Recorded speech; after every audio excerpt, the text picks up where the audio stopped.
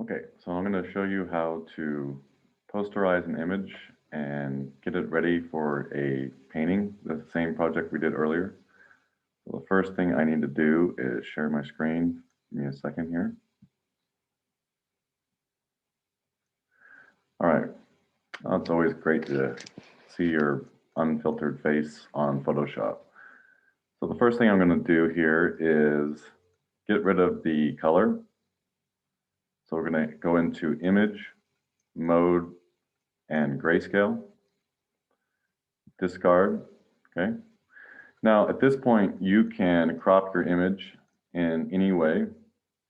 But first, I want to organize my workspace here to get this ready for what we're going to do. And so I had to um, clear out my presettings. So I'm going to go in here, this little arrow right here, and down here, I'm going to change this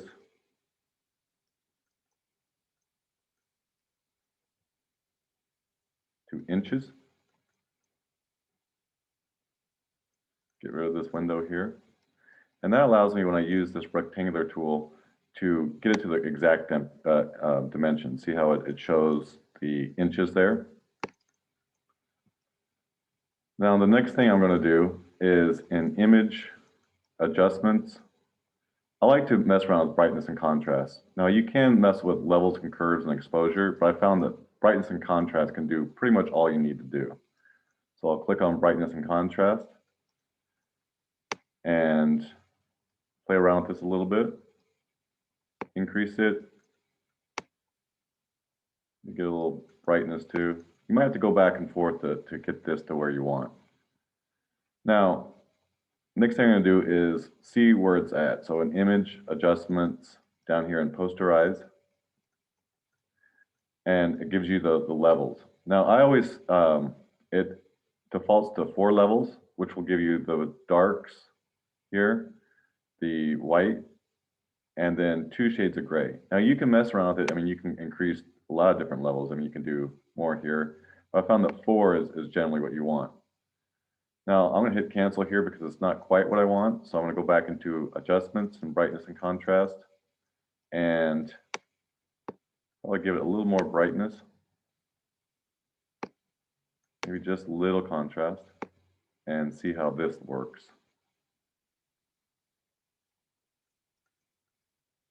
Yeah, I like that a lot better. Now, at this point too, I could go in here and crop. Now, with my phone, if I don't crop anything, it pretty much keeps it into the constraints I want, the same dimensions for an 18 by 24 canvas. But I'm going to crop a little bit here just to show you how this is off.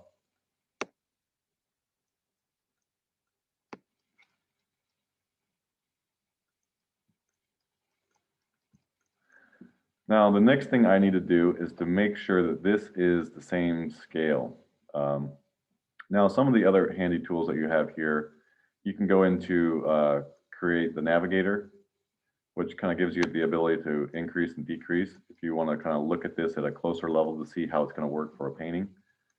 And another great tool is the history here, where you can go and make sure that you're on the right layer.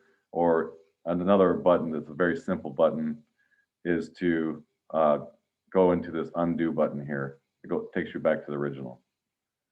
So now I need to make sure that this canvas is exactly 6 inches by 8 inches. So I'm going to hit image, then image size. Now it's going to give you some dimensions down here.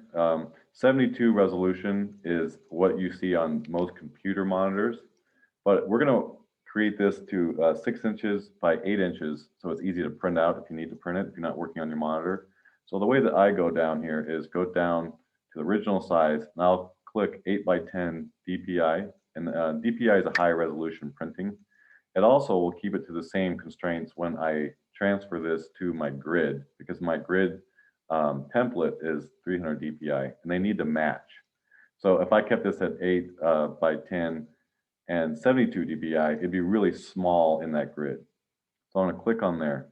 Now that changes it. So you can see here that this is now 10 inches by 7 inches. We need this 8 inches and this 6. So if I click on 8, you can see that that's actually smaller than 6. So I'm going to make this one 6.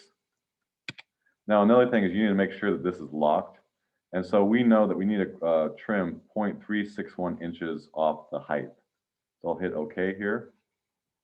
Now I get to decide where you want the height. So I like this little arch in here.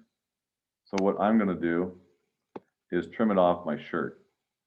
So I'll start here in the corner using this little rectangle tool. Get this out of the way here.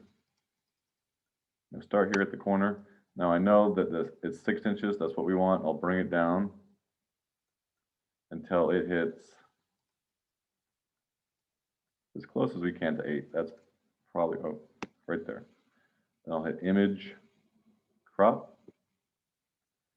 Now it's already selected, but if it's not, hit select all, edit, copy. And I'll go into my grid that I already have opened up. And you can see down here, it has 2 layers. This is the background where it says blue grid lines, and this is where I want to paste. So make sure that it's not, that this is selected, and I'll just hit edit, paste, and I have the blue lines in there. Now when I go to save this, I'll hit File, Save As,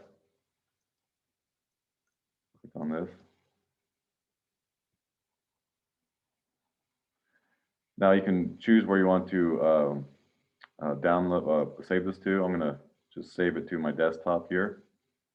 And it says, right now it's saved as a Photoshop document. We want to save this as a JPEG so you can print it out. You can also print out a Photoshop document, but it's easier to do it like this. And you want to rename it.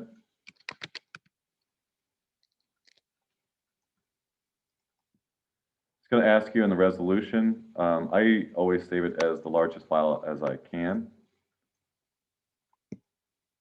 And there you go. So I will send you the video along with this grid that I have, the grid template.